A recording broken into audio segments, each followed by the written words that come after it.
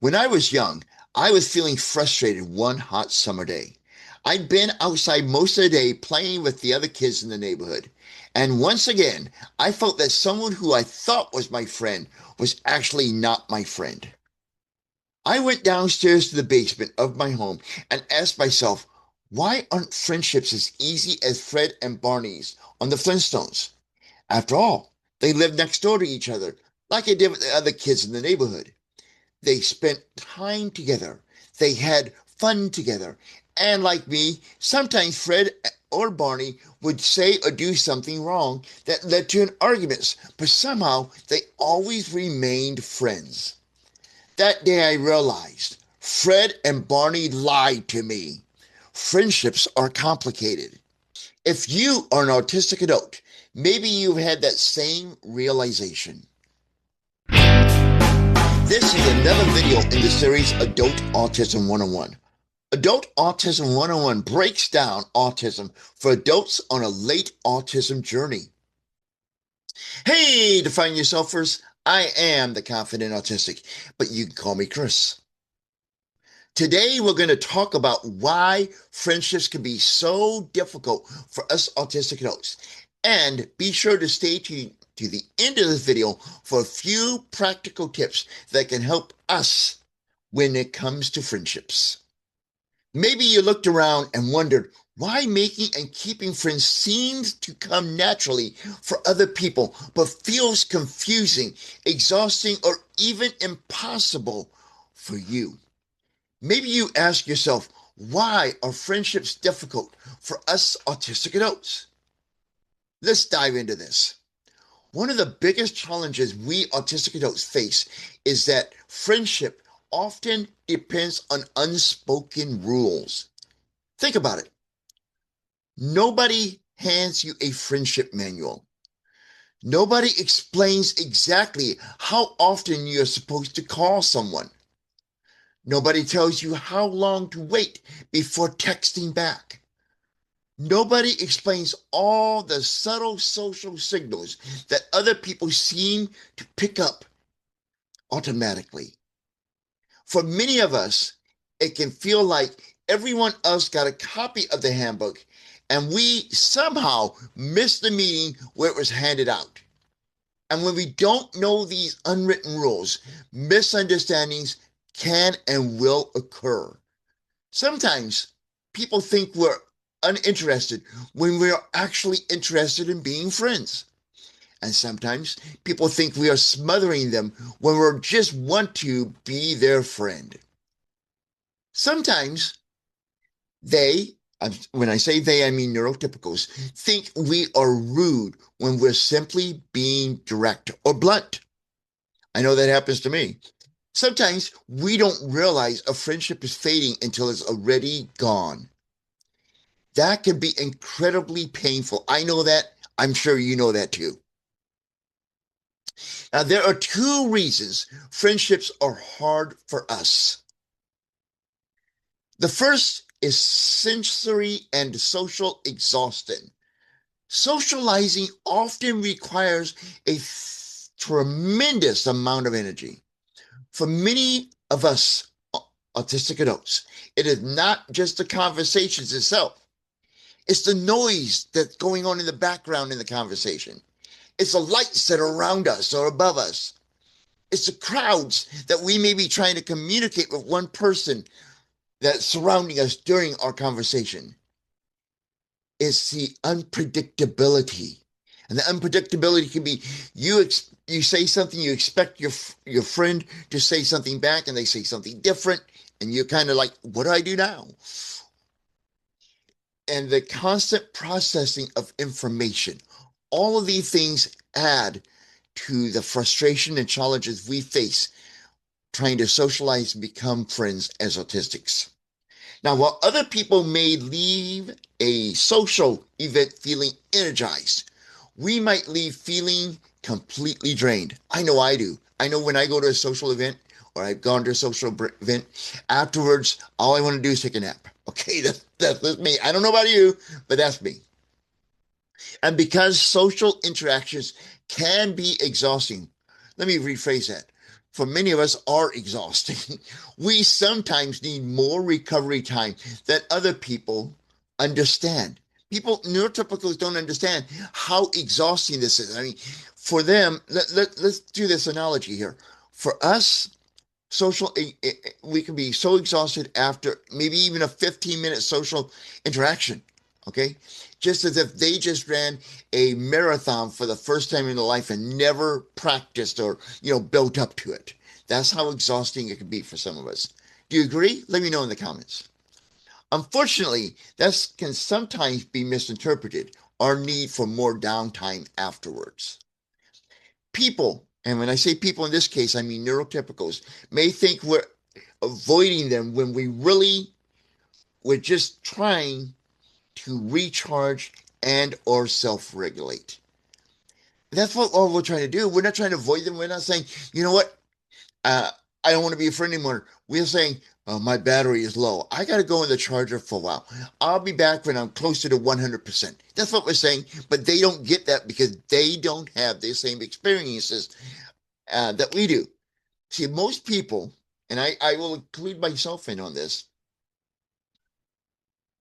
assume that everyone is like them.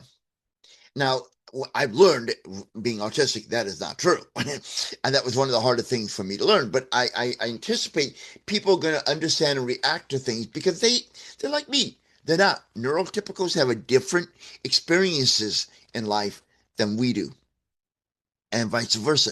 They don't understand all of us, all of our little nuances, and we don't understand all of theirs. So it's on both sides. I'm not going to blame the neurotypicals, and I'm not blaming us. It's just we're two different types of people, and we just don't understand exactly how the other side lives or functions because we've not been on that side of the tennis court.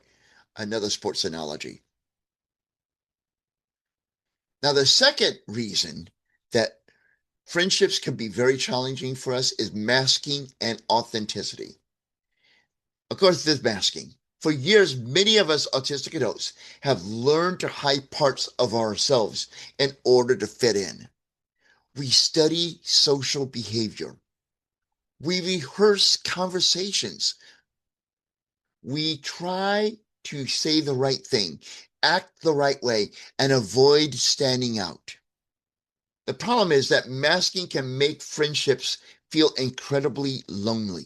Because what we're doing in masking is not just hiding us. Sometimes we're fawning. We're trying to be that other person wants as a friend. Now, a lot of, whether you're neurotypical or neurodiverse, we often do this in high school. Um, you know, you see a girl that you really like to get to know and she's not noticing you. So you try to find out what she's interested in. You fake an interest in that. You're fawning. You're trying to please her so she'll be interested in you.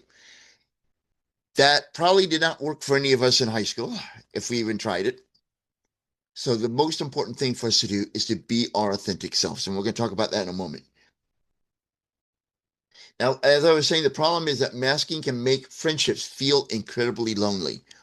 If not lonely, extremely challenging, okay? Because if people only knew the mask, do they really know us? Because eventually, no matter how much you try to be somebody you're not, you can't carry that 24/7, okay? You can't. You're going to get cracks in the mask, metaphorically speaking, and your real personality is going to come through. And when that happens in a friendship, okay, and then you start acting differently, that can scare off people or turn people off, okay? Because they're going to feel like you're not being authentic and truthful to them. And for some people, I wish it was all, honesty and integrity is very important. It is to me. So, this is why masking can be a problem because, first of all, do they really know us? Let's say we want to get into a long-term relationship. Well, can I wear this mask 24 hours a day with the person I love? Probably not. It's gonna crack at times. You're gonna need that downtime and all, and it's not sustainable. Okay. Many late diagnosed autistic adults like you and me have spent decades trying to become the person everyone else wanted us to be. That's where the fawning comes in. I talked about earlier. That's known as people pleasing. And when we do this, we only discover that authentic friendships often begin when we stop pretending and start being ourselves. That's true. I still mask. Okay, I cut back a lot on it, but I still mask. I think that's something that for many of us, it's going to be a lifelong procedure. We may never fully take off the mask. Okay, I'll be honest with you about that. I probably won't. At my age, I doubt it. Okay, but I've adapted a philosophy or belief that if someone does not like me for who I authentically am, then then it's not worth my time to try to include them into my small circle of friends. Because a friendship will accept you unconditionally. A romantic partner will accept you unconditionally. My late wife accepted me unconditionally, and I accepted her unconditionally. And that's what you want to find in a relationship, whether it be a friendship or romantic relationship. Now, starting to be ourselves, unmasking, is a lot easier said than done. But this is true advice. This is true. You need to just be yourself, and you will attract the people who you need in your life, and you'll repel those who are not going to be true friends to you.